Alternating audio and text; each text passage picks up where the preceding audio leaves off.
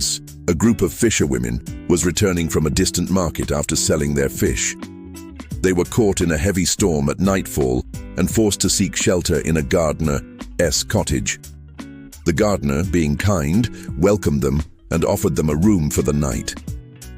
The room, however, was where the gardener kept hundreds of fragrant flowers, jasmine, roses, and lavender, ready for the next day's market. The fisherwomen, accustomed to the sharp, pungent smell of fish, laid down to sleep in the room filled with the sweet scent of flowers.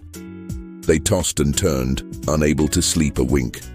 The air was too good, and the scent was overpowering to them. Finally, the eldest of the women said, "I can't sleep. The stench of these flowers is too much to bear." Realizing their predicament, she had an idea. She went to the covered veranda where they had left their empty baskets, brought the fish-scented baskets into the room, and placed them close to their noses. Only then, with the familiar scent of fish filling their noses, were the fisherwomen able to fall into a deep, comfortable sleep, snoring loudly until the morning.